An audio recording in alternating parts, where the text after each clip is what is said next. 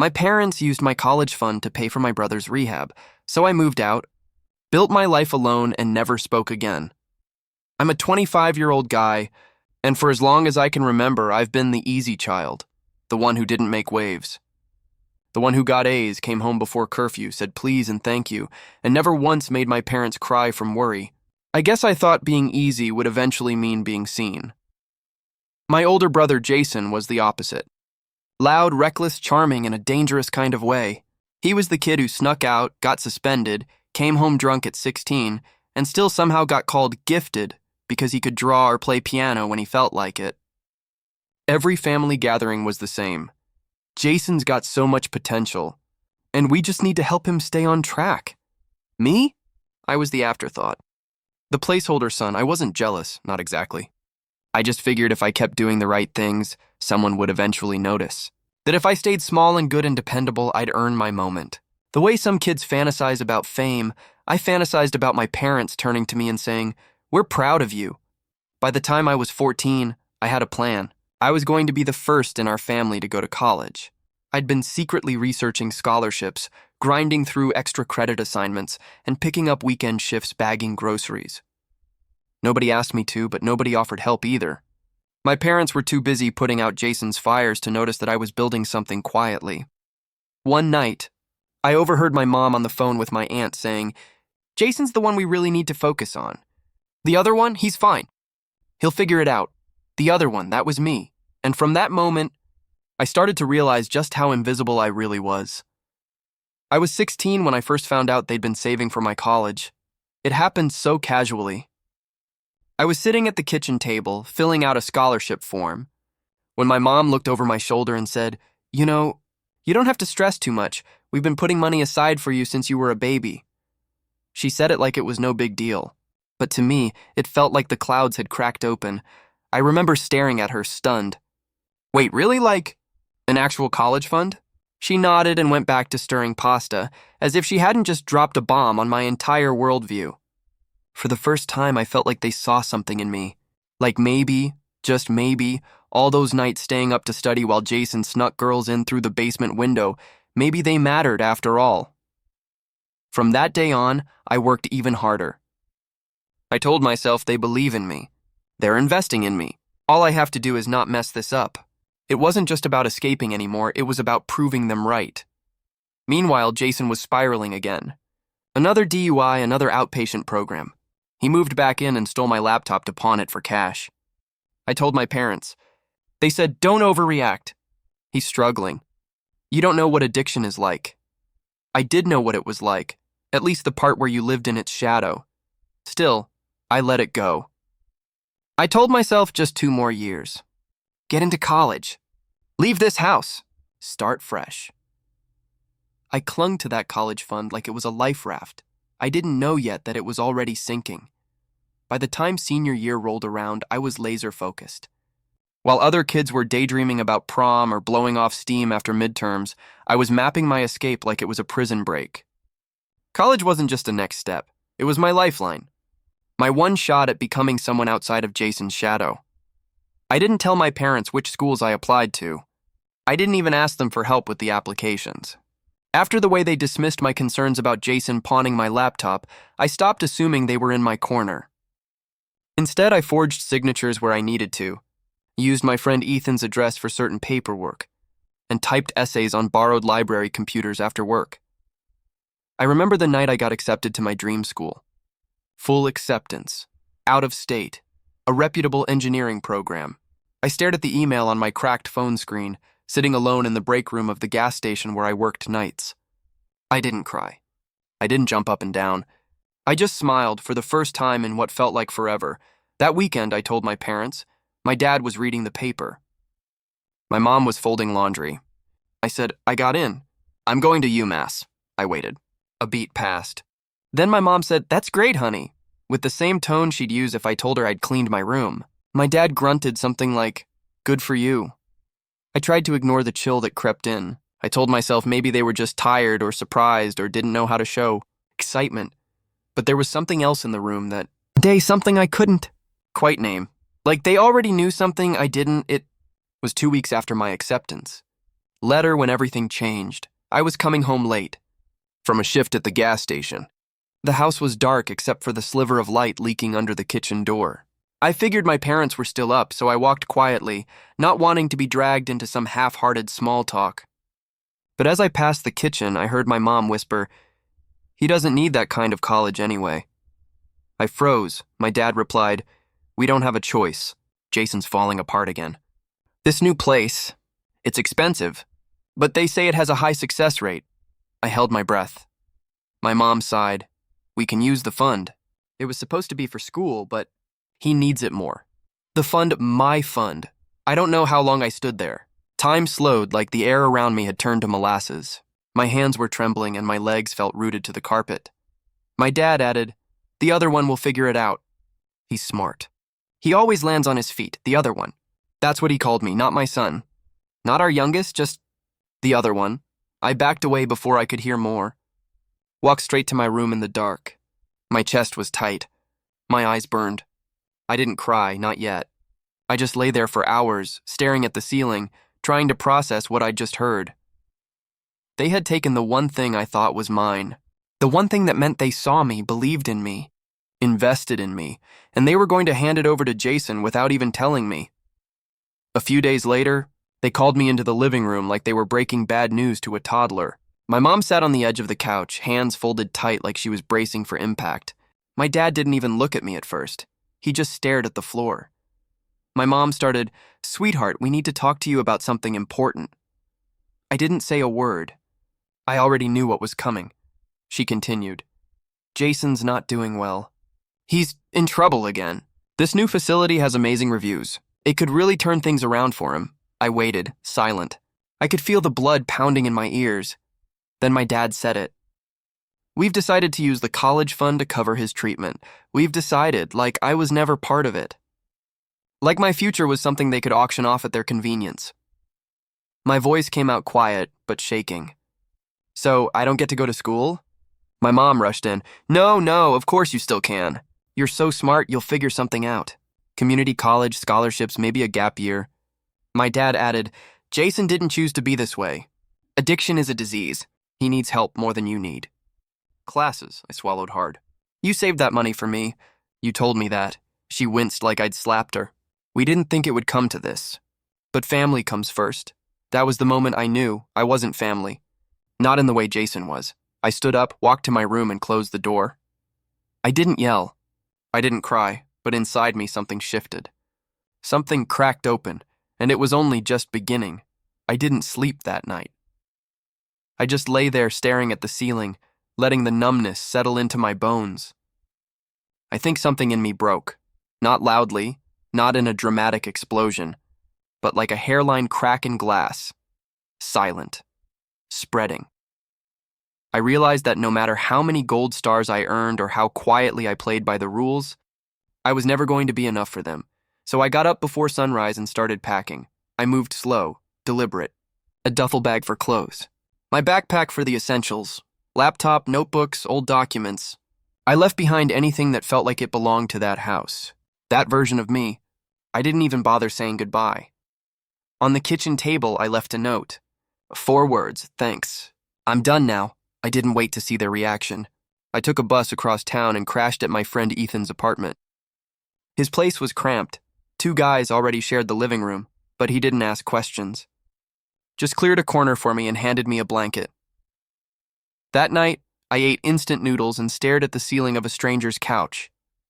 But it still felt better than my own bed back home. I didn't have a solid plan. No savings, no backup. But I had my acceptance letter. And I had rage. That slow-burning, cold kind of anger. The kind that doesn't yell, but builds like pressure under ice. I started looking for under-the-table jobs. Cleaned cars, stocked shelves, anything that paid cash. I applied for every scholarship I could find. Begged financial aid offices for meetings. I worked like someone who had something to prove, not to them anymore, but to myself. Every dollar I earned felt like taking back a piece of the future they tried to steal. But even as I built my escape brick by brick, I couldn't shake the feeling that this was only the beginning. The first holiday after I moved out hit harder than I expected. I scrolled past photos on social media. Families laughing over turkey, moms hugging kids, dads passing out presents. I didn't go home. I didn't answer calls or texts. I stayed in my tiny apartment, eating ramen and staring out the window at a street I barely knew. Occasionally, my parents would text. Mostly updates about Jason. He's doing better. Rehab is amazing. Wish you were here to celebrate with us. I ignored them. I told myself it wasn't about spite. It was about self-preservation. Every time I even thought about replying, I felt the old ache in my chest. The one from being invisible, the one from being always second. I worked longer hours, studying after shifts, keeping my head down. My roommates noticed I was quieter, more withdrawn. Sometimes Ethan would ask, "Man, you okay? You don't even come out for pizza night anymore." I'd shrug, forcing a smile. "I'm good, just tired." He never pressed. No one knew what it felt like to be erased by the people who were supposed to love you unconditionally. At night, I'd lie in bed listening to the faint hum of traffic and the occasional shout from neighbors. I imagined Jason at home probably whining about how tired he was or complaining about therapy. And I remembered the words my dad had said, "The other one will figure it out. The other one. Me. The one left behind." Some nights, I would almost break. I almost wanted to call just to hear a familiar voice, but every time I remembered the college fund, the note, the betrayal, and I didn't. I couldn't. Silence became my shield. Yet, even in that silence, I felt it, a tiny spark of hope. If I could just survive this, if I could just get through college, then maybe I'd finally be free. But freedom, as I would soon learn, comes with its own price. Graduation came quietly. No confetti from my parents, no proud smiles, no celebration beyond the cardboard cutout of a smile I forced onto my face for pictures with friends. I walked across the stage alone in my thoughts, shaking hands with professors who had seen my late-night library grind, my relentless persistence, and my quiet determination. It was a small victory, but it was mine. A week later, I landed my first full-time job. The offer letter felt surreal in my hands, like it belonged to someone else entirely. I wanted to call someone, anyone, to share the news. My phone buzzed with texts from old classmates, friends who had been my makeshift family. Ethan's text simply said, "You earned this. Man, finally." It was the first time in years that a message felt real, not transactional. I started building my own life from scratch. A small apartment, a secondhand car, budgeting apps, and a wall covered in sticky notes of goals I'd never dared to dream about in my childhood bedroom. Every dollar I earned was a reminder that I didn't need anyone to save me. Every achievement, no matter how small, chipped away at the resentment that had built up like rust in my chest. Sometimes, though, I'd pause and remember the conversation about the college fund, about Jason, about how they had chosen him over me. A tight knot would form in my stomach, an echo of the betrayal I couldn't shake. I had done all this alone, and yet a shadow lingered, proof that leaving hadn't erased the past. Then, one evening, a letter arrived in the mail. It was from home. My hands shook as I opened it, half expecting apologies, half dreading reminders of what I'd lost. The first line hit me like a punch. "We hope you'll consider helping Jason. He's struggling again." And just like that, the past came knocking. 4 years later, I received an envelope that made my chest tighten before I even opened it. It was from my parents, Jason's wedding invitation. I stared at the fancy embossed card, the names written in perfect cursive, the date set in gold. No note, no acknowledgement of the years I'd spent building my life while they bailed him out repeatedly. Just an invitation, as if nothing had ever happened. Inside, there was a short PS from my mom. "Hope you can put the past behind you." I laughed bitterly. The audacity of that line, like forgiveness and closure, were simple tasks I could just check off. My mind raced back to 16, to the college fund, to the nights I cried alone because no one was ever in my corner. And now they expected me to simply move on? I debated ignoring it completely. Maybe pretend it never arrived. Let it rot in the drawer like so many of their empty promises. But a small, stubborn part of me wanted to see them. To see Jason, to see if anything had changed. Maybe just to confirm once and for all that they still viewed me as the other one. The night of the wedding, I drove in silence. The streets blurred past like memories I couldn't reclaim. When I walked in, my parents smiled at me the way people smile at a distant cousin they barely know. Jason pulled me aside, a grin plastered on his face, and said casually, "Guess rehab worked, huh?" No apology. No acknowledgement. Just a half-hearted joke like we were old friends catching up at a party. I nodded, forcing a polite smile. The anger inside me roiled, but I said nothing. Halfway through dinner, I left. The music faded behind me, the laughter and toasts echoing in a house I no longer felt connected to. And in that moment, I realized some wounds don't heal. They just fester quietly until you decide to walk away for good. Against my better judgment, I went back. Not home exactly, not to my childhood house, but to Jason. Part curiosity, part lingering hope that maybe he'd changed, maybe they'd changed. I told myself I just needed closure, even if that closure was bitter. The reception hall was bright, filled with chatter, clinking glasses, and the scent of expensive perfume mixed with warm food. My parents spotted me the moment I walked in. Their smiles were tight, rehearsed, like they'd practiced for years in front of a mirror. No hint of guilt, no recognition of the years I'd been absent. Jason came up to me casually slapping my back. "Hey, man! You made it. Looks like rehab actually worked, huh?" I blinked, stunned. Not a word about the college fund, not a hint of apology. Just a half-joking statement that made it sound like I should be grateful for their generosity. I smiled politely, forcing it over the tight knot in my chest. "Yeah, seems like it," I muttered, tasting bile. The night continued, full of laughter that wasn't mine, toasts that didn't include me, and photos where I was just another guest in the background. I felt invisible again, a ghost among people who pretended I wasn't there. I walked out halfway through. The bright lights of the hall faded behind me as I stepped into the cold night air. I inhaled sharply, the chill biting my lungs, grounding me in reality. It was as if the universe was whispering, "You chose this path. You built this life alone. Don't let them steal it from you again." That night, sitting alone on a park bench, I realized just how fragile closure could be. Sometimes facing the people who hurt you doesn't heal anything. It only reminds you why you left in the first place.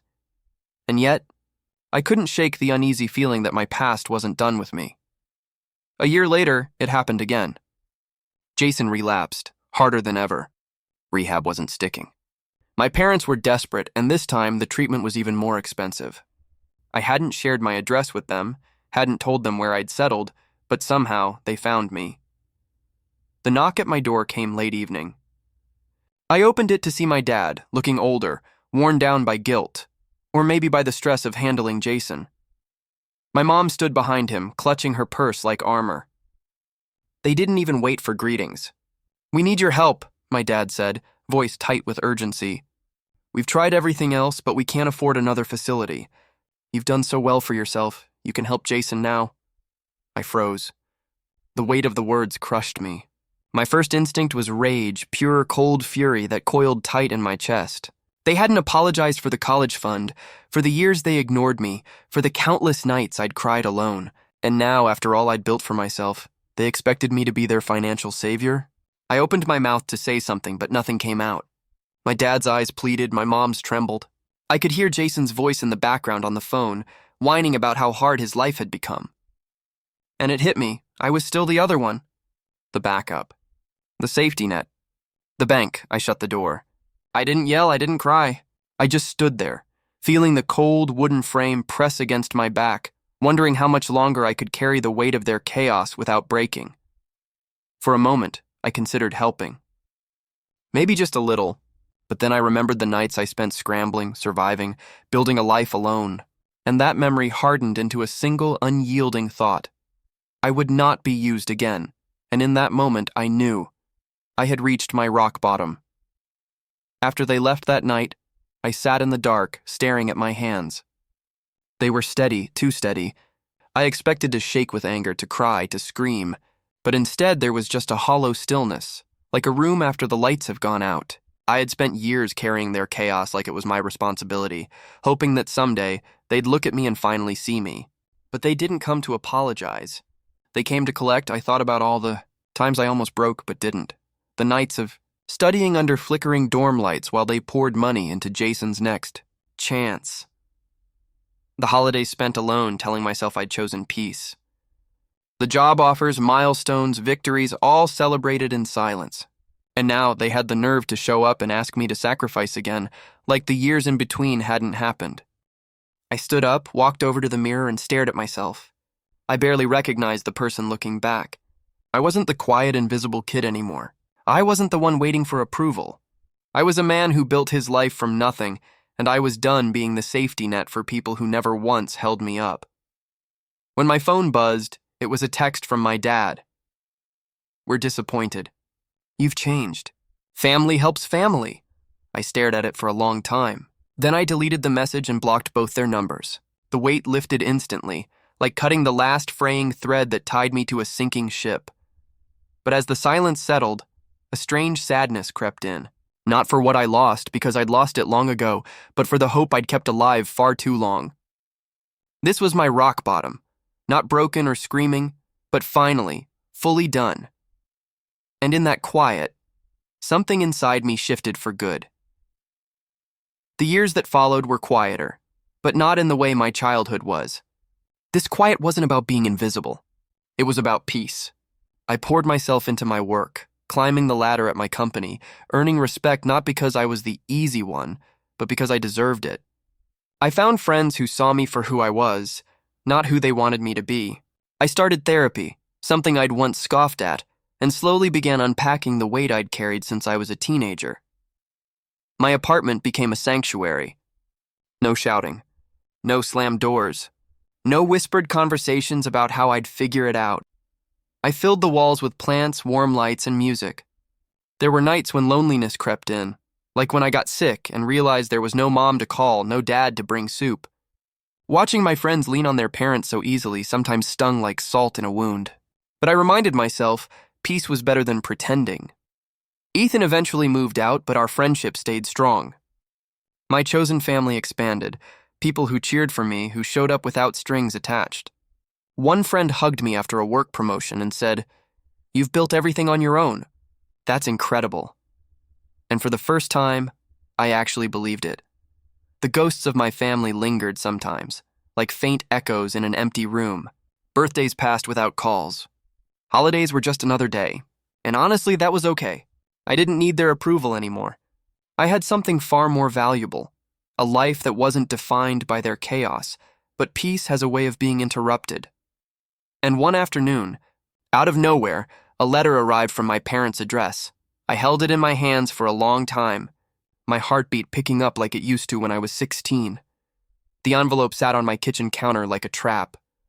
I stared at it for what felt like hours, turning it over in my hands. My parents' handwriting, so familiar yet foreign, made my chest tighten. I didn't want to open it. I wanted to toss it, shred it, burn it, but curiosity, that old stubborn itch, got the better of me.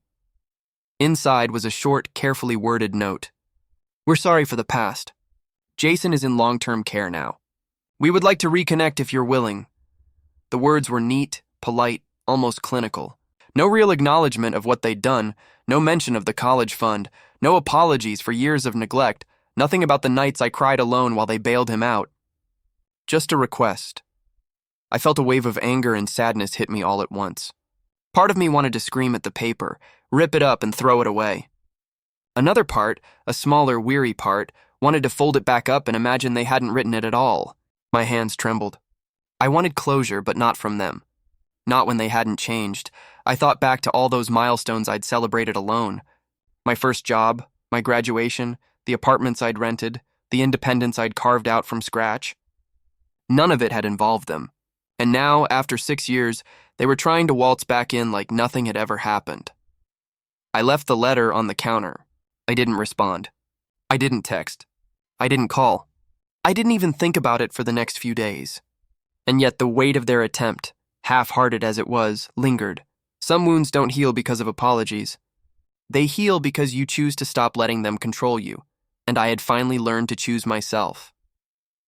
I realized something important after that letter. Closure doesn't have to come from them. It never did. All those years, I'd imagined the apology, the recognition, the warm embrace that would make everything okay, but the truth was they weren't capable of giving me that. And if I waited for it, I'd wait forever. Instead, Closure came from me, from walking away, from finally refusing to carry their chaos as my own. It came from celebrating the milestones I'd achieved alone, the friendships I'd built, the life I'd created with my own hands. I found validation in my own reflection, in the apartment I'd furnished, in the promotions I'd earned, in the stability I'd fought for while they wavered. There were moments of grief. Seeing other families celebrate birthdays together, knowing I never had that, sometimes hit like a punch. But I learned to let those feelings exist without letting them define me. My life wasn't perfect, but it was mine, fully mine, and that made all the difference. I began setting boundaries, even with the thought of them. No calls, no visits, no half-hearted letters. I accepted that their version of love had limits, and that was their burden, not mine. I could finally breathe. I could finally live, and with every passing day, the rage softened, replaced by a quiet pride. I was no longer the other one, the invisible child, the backup. I was me, whole, independent, free. Some wounds never completely fade, but I learned to carry them differently, like scars that remind you of the battles you've survived, not chains that weigh you down. And for the first time in my life, I felt truly, unshakably at peace. I want to make one thing clear. I forgave them. Not for their sake, but for mine. Carrying bitterness, replaying every betrayal, every broken promise, every stolen opportunity, it would have poisoned me faster than anything else. Forgiveness didn't mean reconciliation. Forgiveness didn't mean I would let them back into my life. I've built a life on my own terms, a life free from their chaos, free from their favoritism, free from the shadows of my brother's mistakes. I've learned that family isn't just blood. It's respect, loyalty, and care. And when your blood can't give you that, you create your own family. Friends who cheer for you, roommates who stick by you, colleagues who recognize your worth. That's the family I chose. And I wouldn't trade it for all the college funds in the world. Sometimes I think about what my life would have been like if they had made a different choice. If they had honored the fund, if they had treated me like I mattered, but then I realize I wouldn't be here. I wouldn't have the independence, the resilience, the quiet pride that now defines me. I wouldn't know the satisfaction of earning everything I have with my own hands. I don't regret walking away. I don't regret the pain, because that pain shaped me. It taught me to stand up for myself, to refuse to be a safety net for someone else's mistakes, to value my own dreams over the chaos of others. I closed that chapter long ago. They're a part of my history, not my present. And in that choice, I found freedom. I found strength. I found me, and that finally is enough.